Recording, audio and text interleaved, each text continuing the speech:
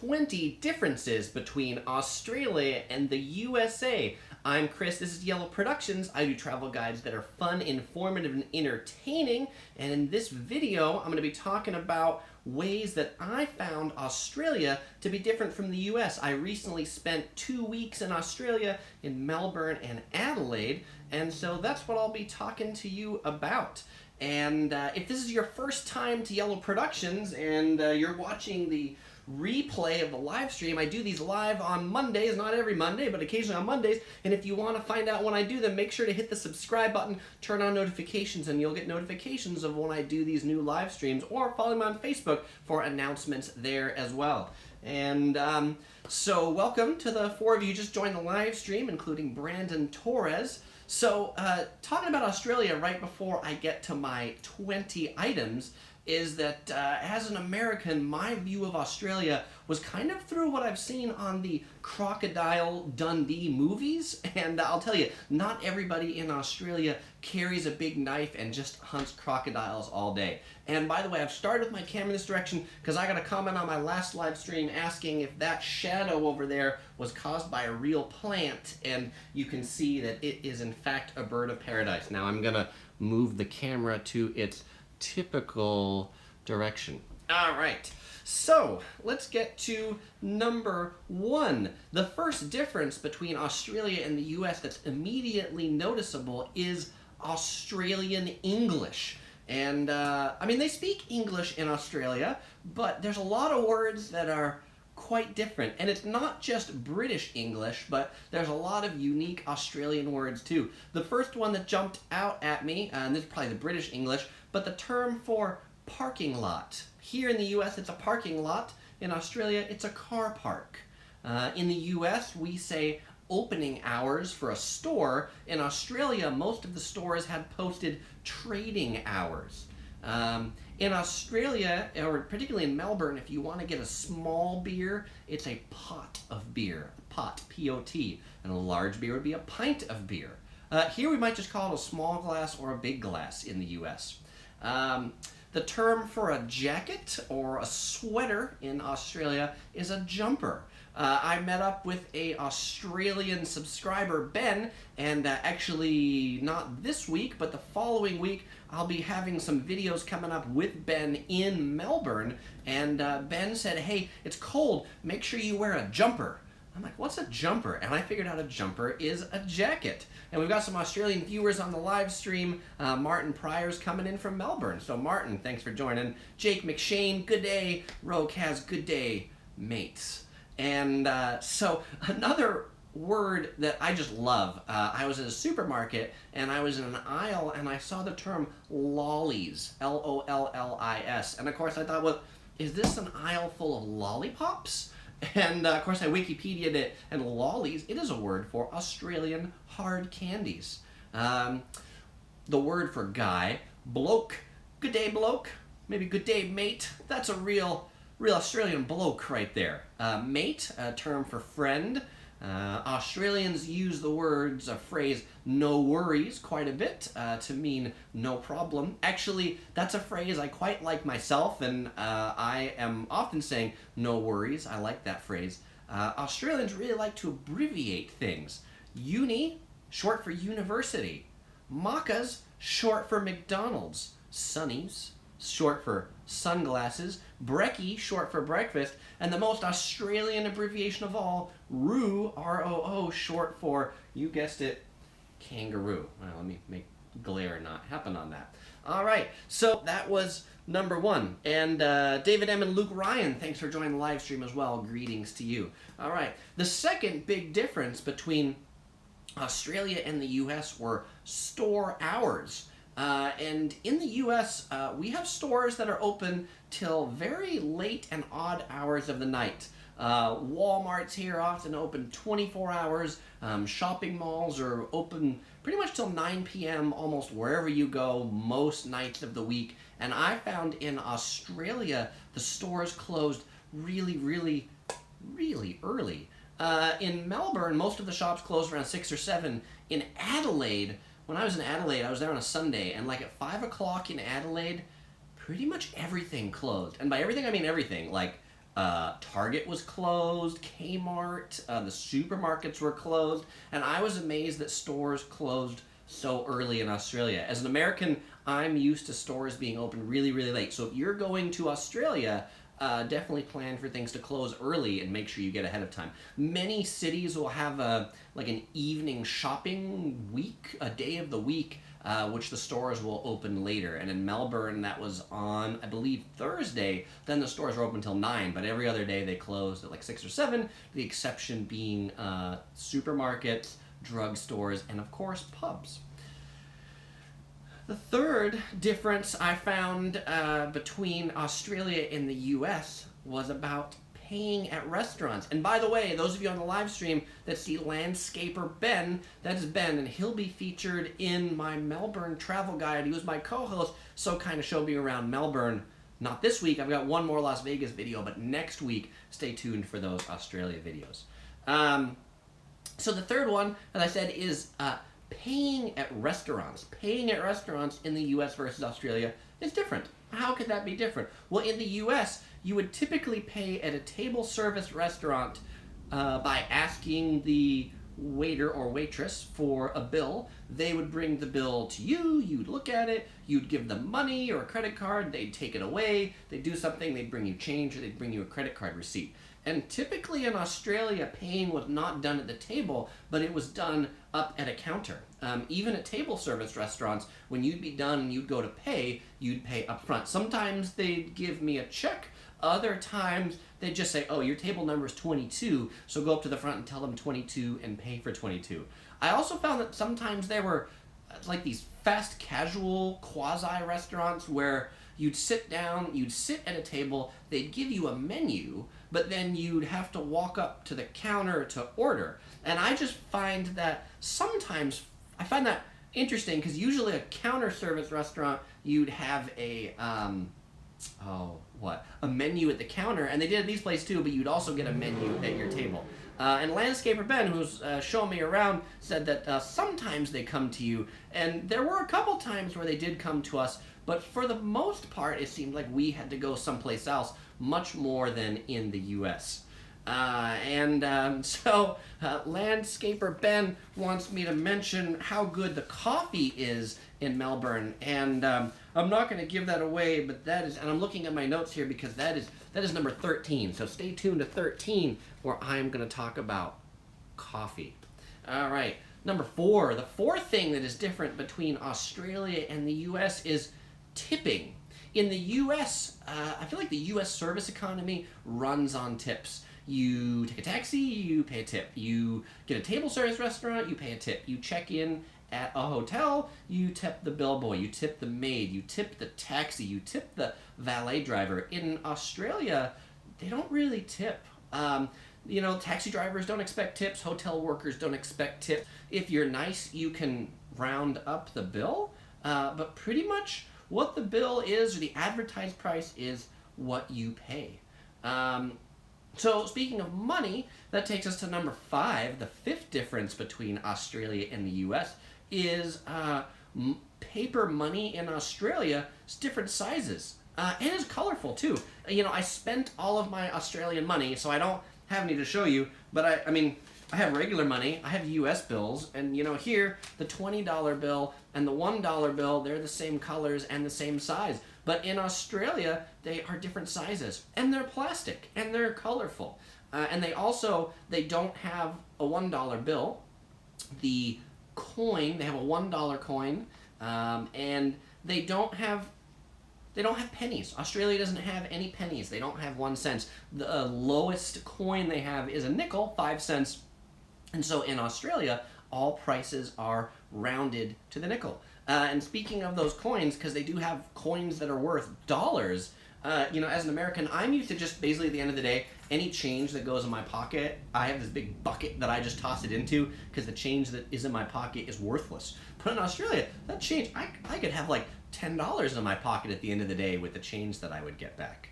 Ben helped me out here, keeping me honest, says the notes are $5, $10, $20, $50, and $100. So thank you much.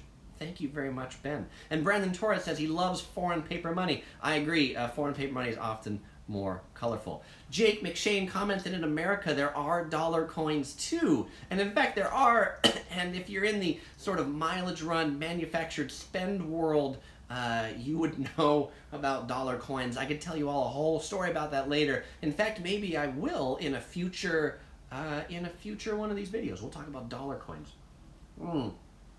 All right, so the sixth thing that is different between Australia and the US, and this is about prices and buying things, is that in Australia, prices include tax. In the US, pretty like every different municipality you go to has a different tax rate, and there's like a state tax and a city tax, and so you can be in California and in San Diego and in Los Angeles and pay different tax rates on things. So you never really know exactly how much it's going to cost until you get to the cash register and actually pay. But in Australia, whatever the price is, you can take your coins out and be ready to pay with the advertised price.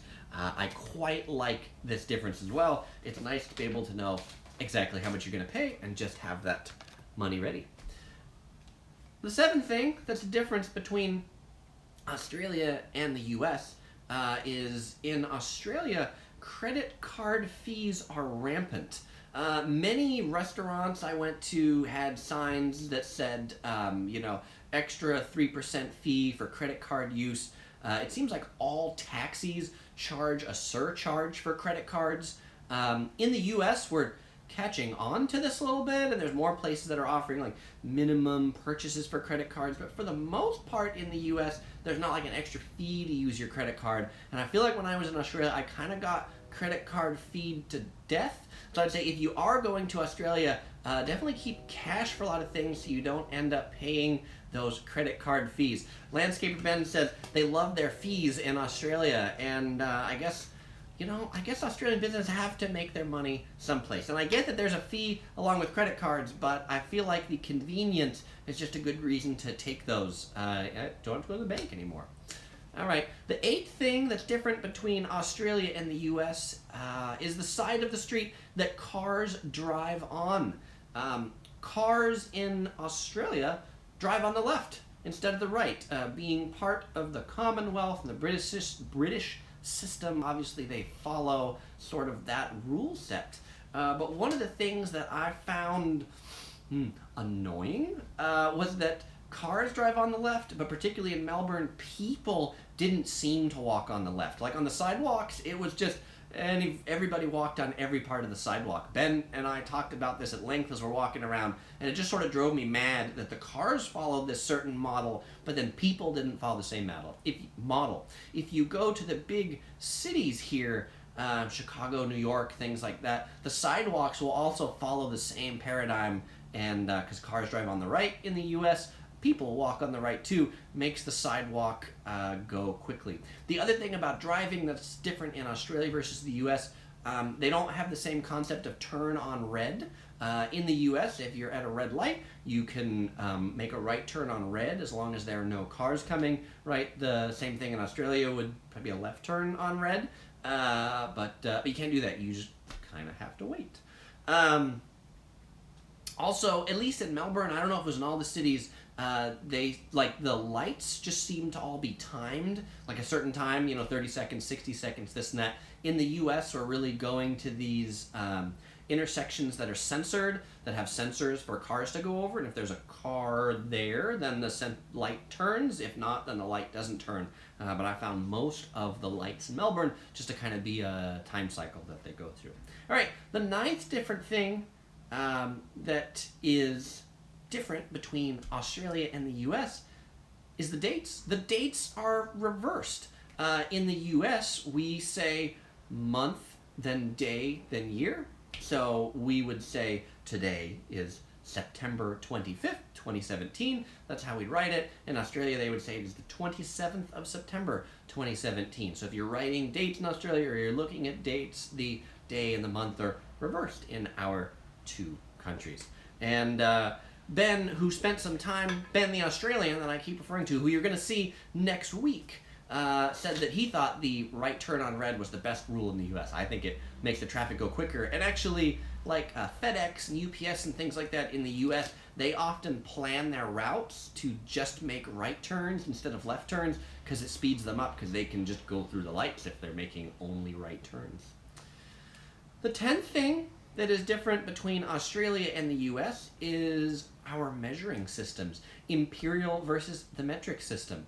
In the US, we use Fahrenheit. In Australia, they use Celsius. That is, at least for me, someone who's used to this Fahrenheit sort of thing, you know, all of a sudden Celsius numbers are different and I have to do some math, and how cold is that really? I realize that Celsius is what's used around the world, but you know, there's miles versus kilometers and all those things, and that is certainly one difference between Australia and the U.S. Brandon Torres comments and says, U.S. traffic rules are favorable. So I guess that's a good thing. Also, back on driving, and I'll talk more about this in my Things to Know in Melbourne video, but Melbourne has like 5 different types of traffic cameras. Ben described the state of Victoria, which is where Melbourne is, kind of a nanny state, and these 5 different traffic cameras include cameras that average your speed over a distance, so they're not an instantaneous speed camera, but they're a speed camera that'll, you know, see what time you got here and then what time you got here, and if you got here too quickly, then you must be speeding, and therefore you get a ticket. Hooray for you. Daniel Gardner comments and says, "Good day, Chris. Our Aussie coffee is without a doubt the best in the world, but your barbecue rules." Daniel, I will get to coffee, but your coffee is pretty good. And actually, one of the things that I read on travel blogs, things like that about Australia, saying that when you come to Australia, people Australians will tell you that their coffee is the best, and be prepared for that. And but I think your coffee in Australia actually rivals some of the coffee I had in Italy, which is a quite an honor, I would say. So that's impressive. David M asks, doesn't the UK still use miles? I think they do, but I haven't been to the UK for a while. I never drive when I go there. So if we have any listeners from the UK, let us know, or someone who's been there recently. Does the UK still use miles? Landscaper Ben comments about barbecue and says Texas barbecue. Our Texas barbecue here is pretty good. But I was in Sweden 6 months ago, and the funny thing about Sweden is there was a Texas barbecue contest in Sweden, and apparently in Texas, the Swedish Texas barbecue team actually won the best pulled pork or something at one of the Texas barbecue contests. Sort of funny. But that's for a whole another one of these, and actually that was about the live stream I did maybe 3 or 4 weeks ago about best barbecue in the U.S. So I won't spend any more time on barbecue. I will just go on to the 11th difference between Australia and the U.S. And this one is that in Australia, there is way more South Asian food in Australia than in the U.S. I guess it makes sense because Australia is pretty close to Singapore, Malaysia, Indonesia. One of the things I really like, if you've watched my Singapore travel guides, I really like laksa. Laksa is a Malaysian soup with a coconut base, and in Melbourne there were 5 different restaurants that just had the name laksa, it was in the name of the restaurant. And in San Diego, my hometown in the U.S., there is not one restaurant that you can get laksa here. Though maybe somebody's going to be watching this and correct me if I'm wrong, there is certainly not one restaurant that has laksa in its name in San Diego. I could guarantee that. And so I love the Southeast Asian food. I was eating Malaysian food, Indonesian food, Singaporean food pretty much every day. I didn't really make it around to Australian food because there wasn't that much of it. I was looking for Australian meat pies, which I did find some. I found sort of sausage rolls, which are this. It's like a croissant pastry around a sausage. I mean, whoever thought about that was a genius to put a sausage in a pastry. But it seemed like actually Australian food was hard to come by as opposed to the Southeast Asian food. It was delicious and cheap. And it's a funny thing to recommend to people to say you should go to Australia because they have really good Southeast Asian food. But it was pretty good. And Ben asked if this was vodka in my mug. There's water, actually, in that mug. And in my In-N-Out cup, it is iced tea. Which This is a difference between Australia and the US. Like, iced tea doesn't really seem to exist in Australia. I mean, I don't know. I asked for iced tea at a couple different restaurants, and they looked at me like I was strange until I went to Chinatown, you know, and found the Taiwanese, like, boba tea places, and then I had iced tea to my heart's content. So actually, I love the Chinatowns that I found in Melbourne and Adelaide. They had really great Chinatown. Had lots of Taiwanese boba tea places, which was interesting. Landscaper Ben comments that there's an amazing Singaporean restaurant in Collingwood, which I'm going to assume is a neighborhood in Melbourne. It's been a while, so I don't remember all the neighborhoods. Rogue has asked if I ate some Tim Tams. I did eat some Tim Tams. For those who don't know what Tim Tams, I would say they're the Australian equivalent of Oreos. I mean, they're not the same cookie, but they're sort of a very Australian cookie. I did eat some. I brought some back that I bought from, oh gosh, I'm trying to think of the name of this.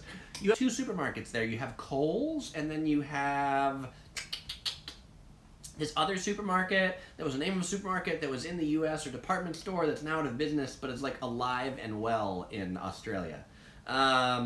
And when I was coming back on United, they were serving Tim Tams on the plane. And Rokaz and Luke commented, Woolworths, absolutely Woolworths. I found that as a great difference between Australia and the US, that Woolworths is like, this used to be kind of a department store, a little lower end department store here that was everywhere in the US and went out of business 20 years ago, but Woolworths is everywhere in Australia. Jake McShane asks and says, are there any restaurants in Southern California with Australian food? That's a good question. And I don't know. I actually can't, well, I shouldn't say I can't think of any. I have seen some places up in LA, Los Angeles, that specialize in an Australian meat pies. There's one in Costa Mesa, too, which is Orange County. The Australian meat pies seem to kind of be like a new trend here. And OC Girl comments and says, wow, there's Woolworth in Australia. I kind of miss it. There's Woolworth everywhere. There's like I mean, that is their equivalent supermarket is everywhere, like every single city. And then they have like Woolworths as a supermarket, and then there was like Big W, which was the Woolworth discount chain. While we're on discount chains, and I'm going slightly off script from my numbers here, one of the things I found different was Target. Target in the US is this like really great discount store that's like a high-end discount store. It's not as crappy as Walmart, but it's really nice. I really like Targets here. I'm an avid Target shopper. But Target in Australia was kind of sad. Target in Australia felt like Target in the US about 20 years ago, and all they sold was crap before they started working with the high-end brands. I walked into the Target in Melbourne and I was like, this isn't Target. This isn't the Target I remember. And I didn't walk into a Kmart, but Ben told me that Kmart there is the one that's a little higher-ended and that people shop more at Kmart. So interesting sort of flip. David M. comments about the Australian restaurants, saying that there's Outback Steakhouse, which is an Australian steak chain, and then says, but seriously, does anyone have Australian restaurants in the US? And so my question to the Australian viewers, Outback Steakhouse, does Outback Steakhouse exist in Australia? Here, like, people think of that as Australian food. It's a steakhouse that has steak and onion rings and things like that. I did not see an Outback Steakhouse when I was in Australia. I just don't know if I didn't find one. And Ben comments that Singaporean restaurant is called Raffles Place. That makes sense since there's a lot of Raffles stuff in Singapore. Well, hey, next time I come, you can let me know. And we just had someone join, Kahana Ohana from Kauai. Welcome. And tell you what, in November, December, I'm going to be heading to Kauai. So if you got any tips for Kauai, let me know. And the Oxenator says there is an Outback Steakhouse in Wollongong, New South Wales. Interesting. All right. That is good to know. All right. Number 12. The 12th difference between Australia and the US is knife and fork etiquette. So in the US, most people who use a knife and a fork will hold the fork in their say non-dominant hand. So I'm right-handed, so this is my dominant hand, this is my non-dominant hand. And to cut something, you'll have your knife in your right hand, fork in your left hand, fork the food, cut the food. Once you're done cutting the food, you put down the knife, you switch hands with the fork, and then you eat.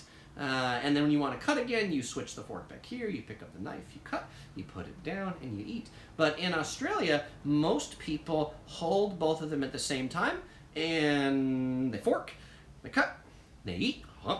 The knife never left their hand, and they just kind of work like this. It's certainly a faster eating method, and that is typically the etiquette in Australia, and something to be aware of. So if you're an Australian coming to the US, we'll often put the knife down, but in Australia they often keep it in their hands.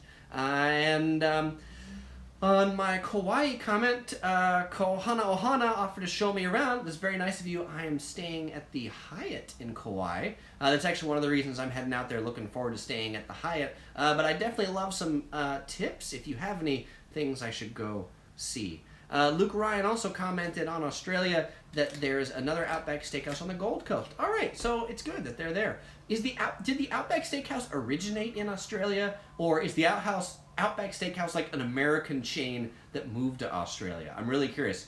If you Aussies know, let me know.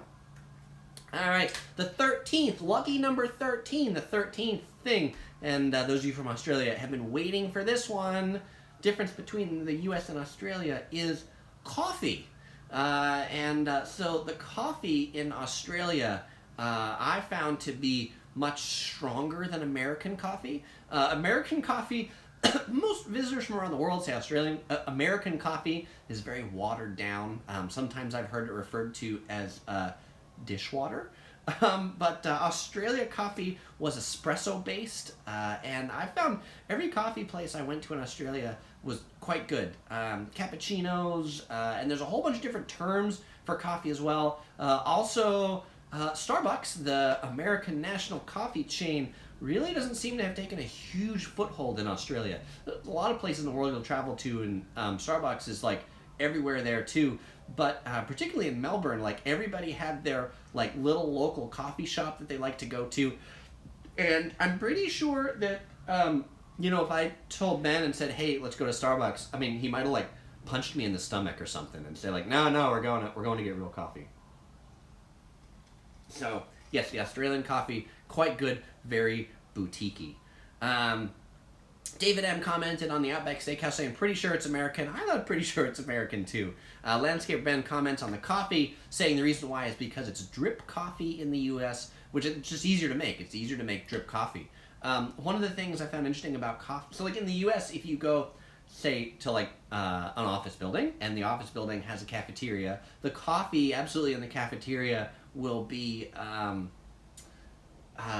it'll be drip coffee. It'll be in a big thing, and you just pull a thing, and you get like a cup of coffee. They don't have to make it. But in Australia, like even in these little tiny cafeterias and office buildings, they'd have like a full-on espresso machine, and make an espresso and cappuccino and things like that, and things that are sort of unheard of here. And I actually think that's why in the U.S., Starbucks is so popular, because they will make the espresso and the cappuccino drinks, and it's not just the drip coffee.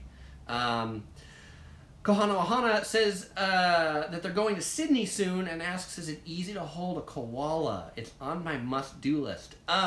Is it easy? There are certainly places that you can hold a koala, and if you just like go on TripAdvisor or something like that, like in Melbourne, outside of Melbourne, there were places to hold koalas. I mentioned to some Australians that that was something that actually as an American I'd want to do too, and the comment I got back was, why would you want to hold a koala? They're kind of prickly and they pee on you. And apparently the places that you do hold a koala, like they give you the koala and they take a quick picture of you and then take it back so that you don't get like koala pee. But because they know that there's a lot of people that's the reason they come to Australia, there are definitely establishments that are like koala petting, kangaroo petting, this and that. They'd usually be outside of the city, so you just have to seek them out. And Ben says he'd never hit me, so I appreciate that, unless I took him to someplace that had really bad coffee. All right, the 14th thing, and yes, Kohana Ohana says they're still doing it. I think you should still do it. I didn't get an opportunity because I was busy with other things to see koalas and kangaroos, but it's definitely on my list as well. So when you do it, maybe you can check it off my list. All right, the 14th difference between Australia and the U.S. is summer versus winter. Australia is in the southern hemisphere, and the U.S. is in the northern hemisphere, So when it's summer here, it's winter there, and when it's winter there, it is summer here. I left a heat wave here in Southern California to get to Adelaide, where it was 1 degree Celsius. It was really cold. And, you know, I had a perspective of Australia just being like sunny, warm, because in the Crocodile Dundee movies, right, it's always like sunny and warm in Australia. But the south of Australia, it's really close to Antarctica, so it really gets quite cold. Originally I wasn't quite prepared for that. Thankfully I looked at the weather a couple days before I left, and I was like, I need to take my jumper. I need to take that jacket in Australian English.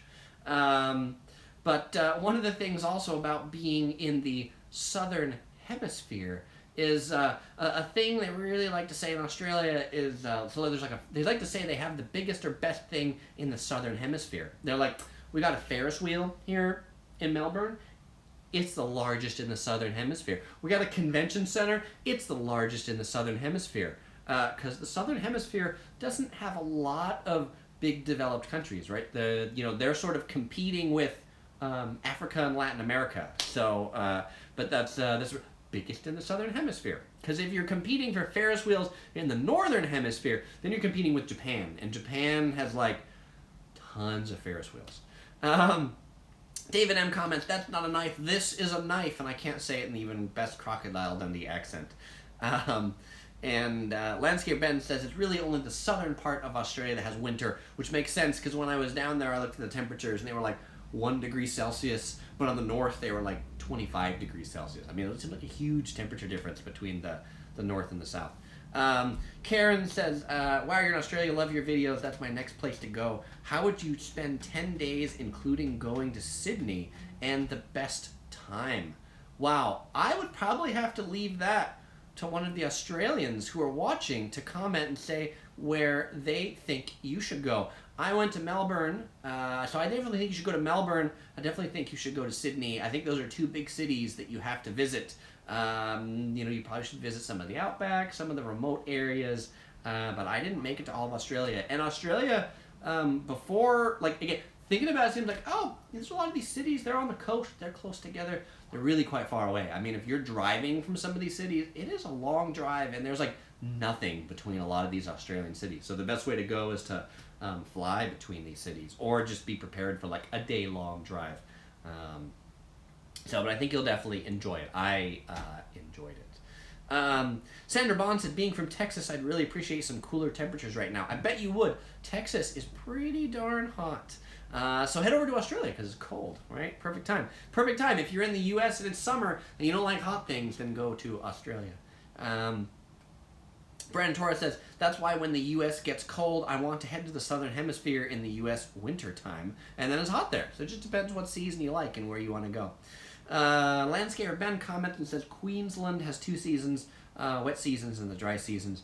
Instakill YT says, "Hello, I'm back. Do you remember me?" Yes, I remember you, Instakill, from previous live streams.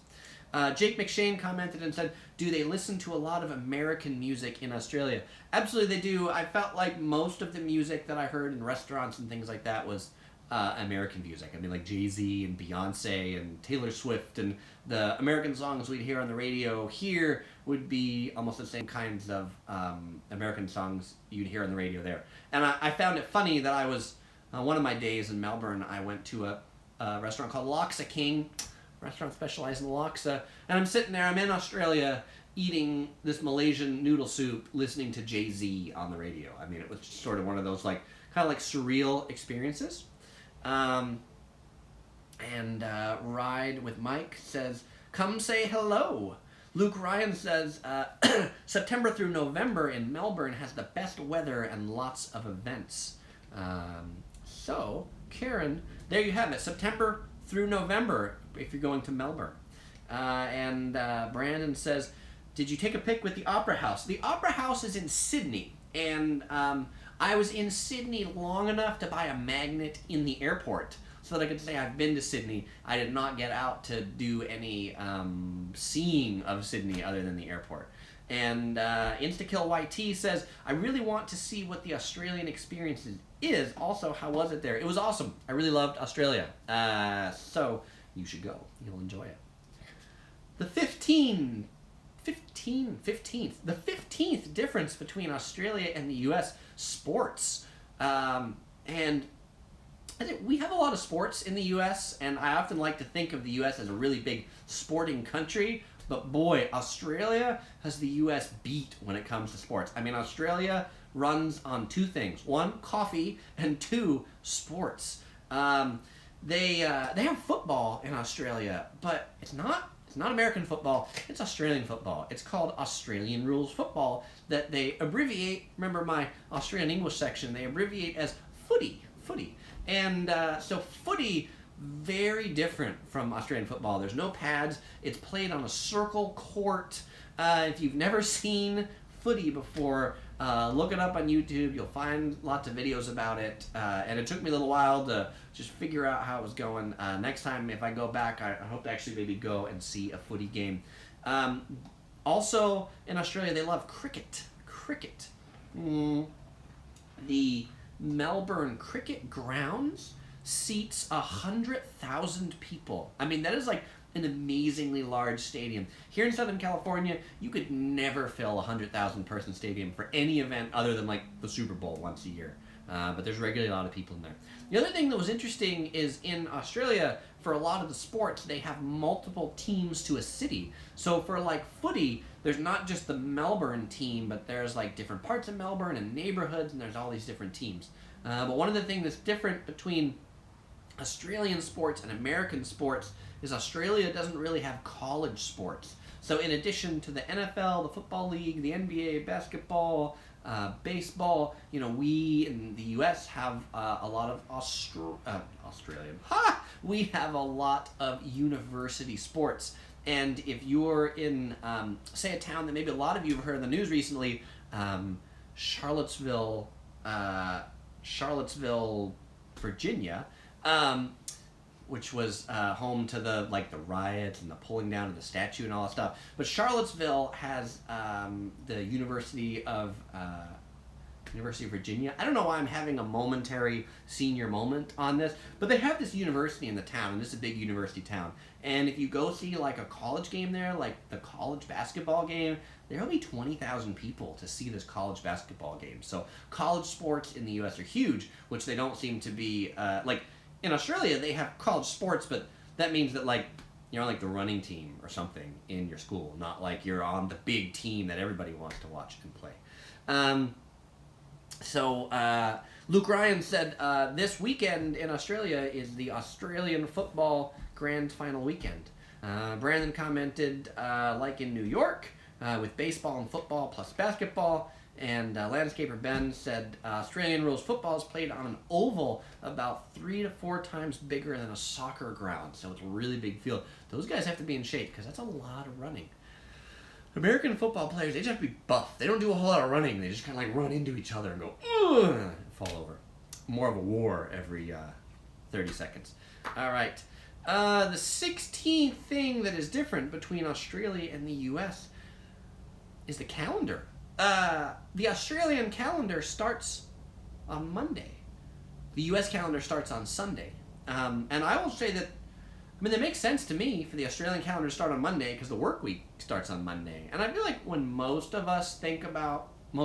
people think about the week starting, think about the week starting on Monday. But the calendar is an artifact of some previous time where the week started on Sunday. You look at American calendars, it's on Sunday. Strange. All right. The 17th difference between Australia and the U.S. is power outlets.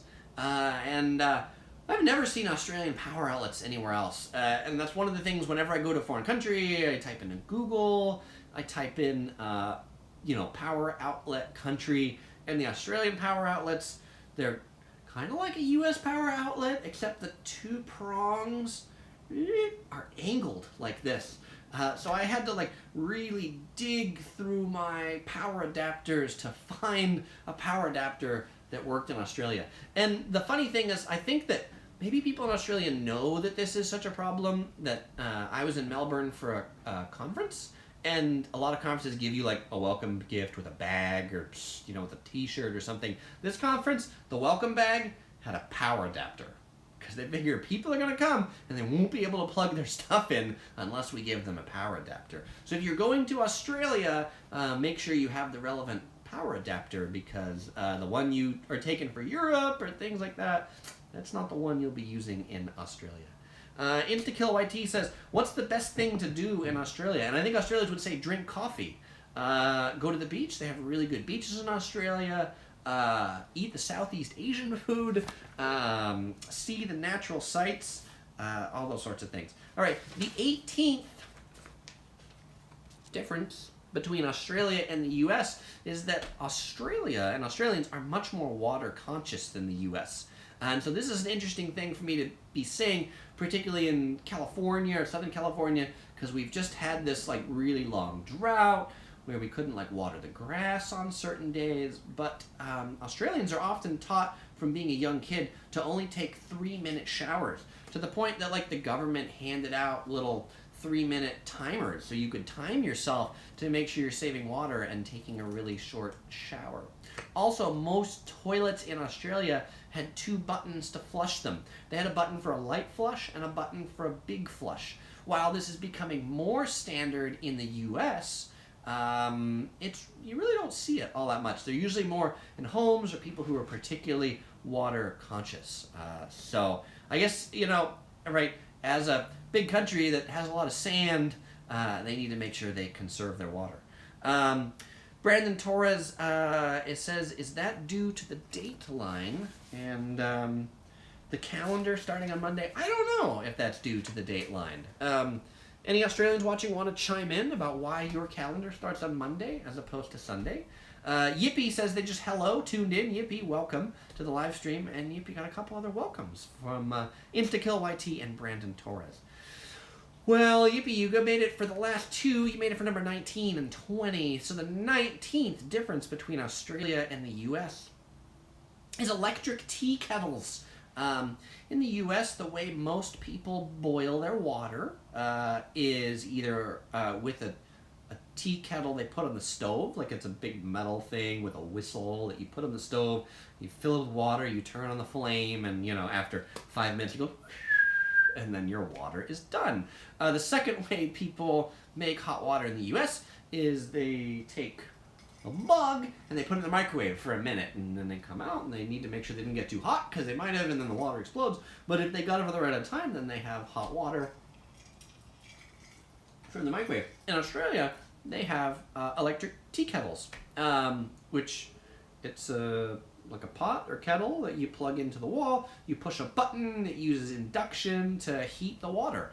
And apparently these things are foreign to most Americans, though actually I have an electric tea kettle because I like my water to boil regularly. And while you'll find them around lots of Asia, it makes sense that it's made to Australia, but you don't really find electric tea kettles in too many households in the U.S.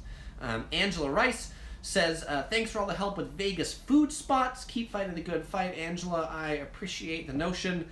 Though it was funny posting my Las Vegas cheap eats video, which like in a couple weeks got 25,000 views or something. I mean, the video did pretty well. I got a lot of hate on that video. People saying like, I didn't find cheap enough food. I didn't find enough $1 hot dogs or $2 pizza.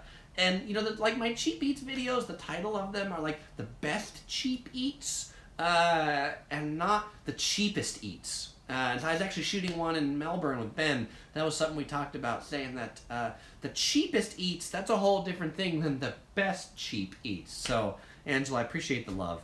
That's what I run on, because there's enough trolls that live on YouTube. I could just pass on their comments. Brandon commented, DP, just in time for some Yellow Productions fun. So, absolutely. And David M says, didn't we all have a hot water pot for ramen in college? I don't know. Maybe some of you did, but ramen is something certainly college kids live on. Brandon Torres says he's loving the Las Vegas food vids and hotel reviews. Excellent. Thank you very much.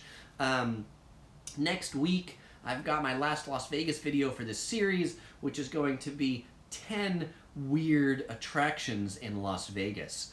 And you'll find in that video, this is like a kind of a new format I'm trying out, so I'll be interested to see what you all think, if you like it. Talking about some really, weird things you can do in Vegas. And Vegas is kind of a weird city, but like I didn't know there's a place in Vegas called Axe Monkeys that you can like throw an axe at a target. They have like 23 axe throwing lanes, and they say that they are the nation's premier axe throwing facility. So Vegas has a lot of weird stuff like that. So tune in to that video this Friday for 9 more of those weird Vegas attractions. The Oxinator says, with all the great Singaporean food here in Australia being mentioned, do you have plans to go back and redo or update your excellent Singapore travel and food videos? The Oxinator, maybe.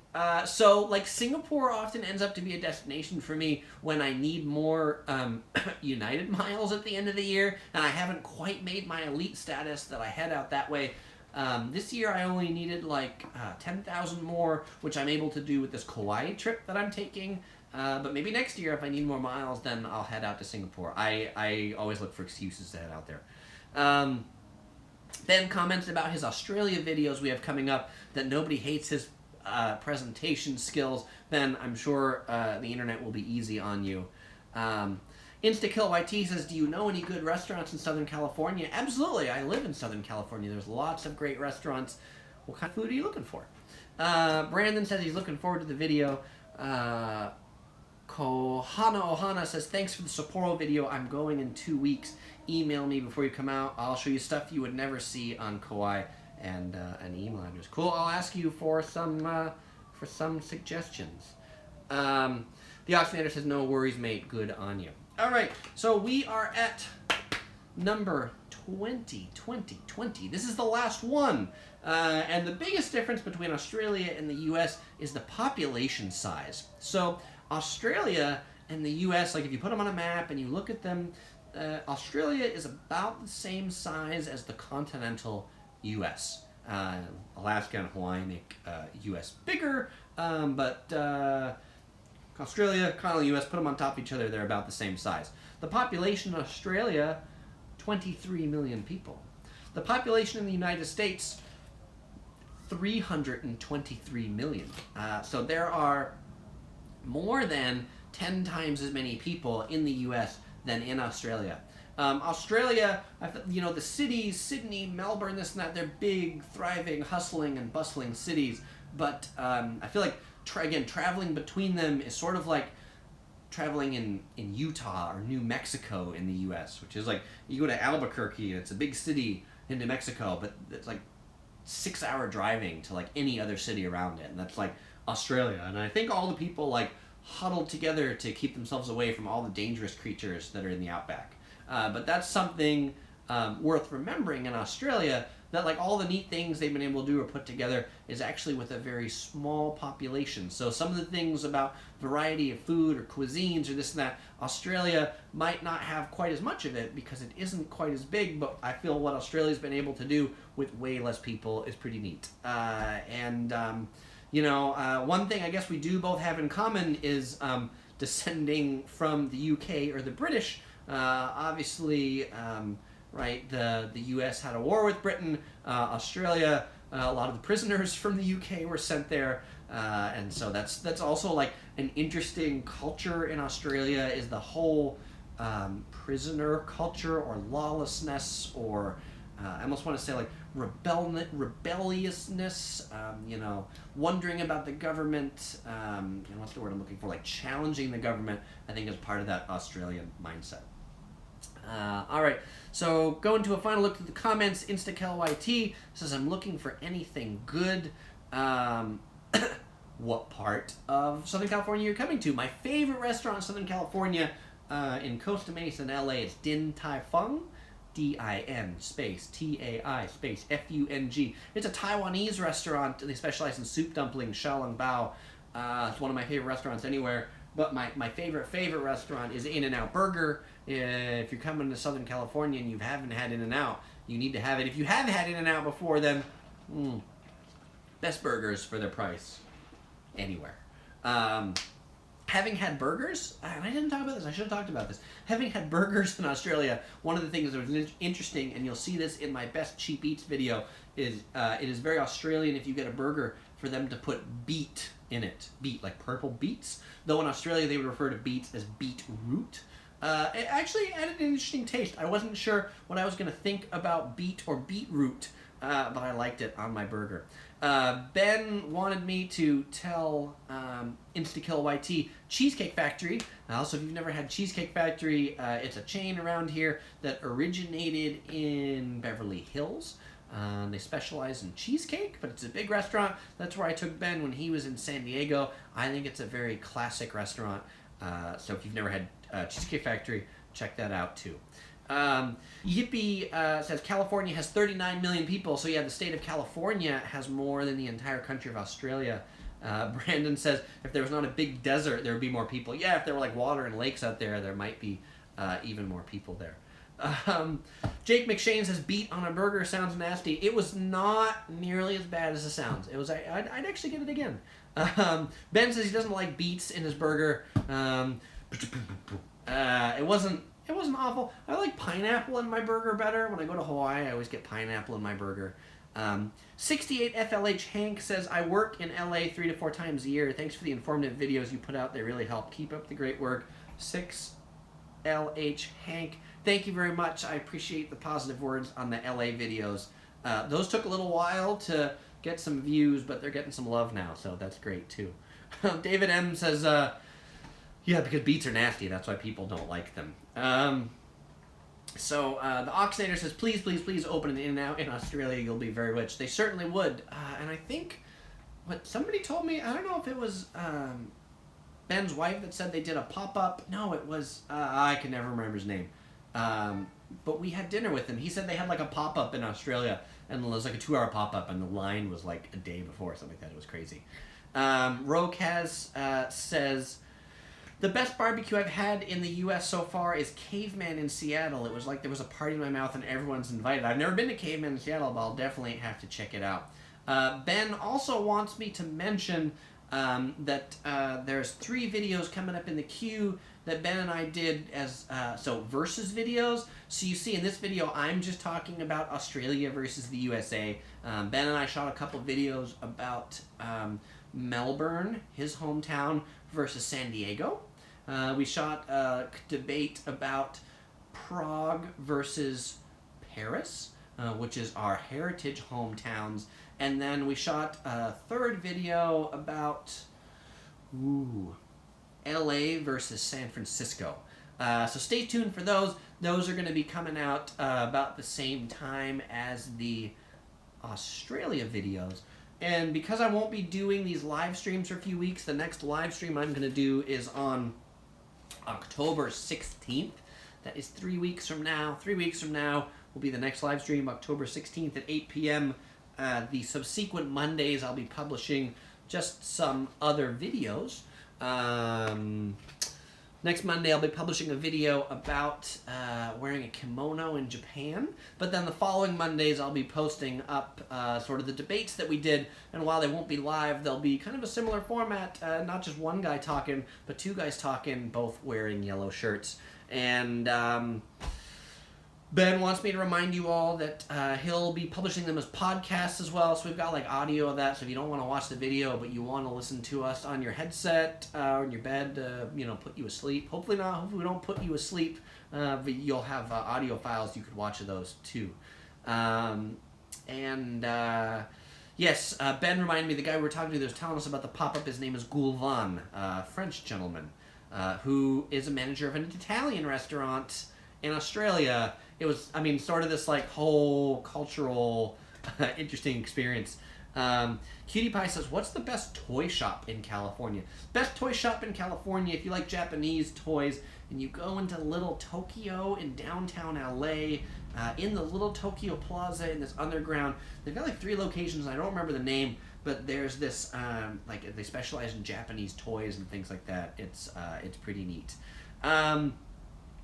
InstaKillYT says, I'll see you in 3 weeks. I'll see you then. And the podcast is called the Travel Man Podcast on iTunes. And I think Ben's put up the first video already.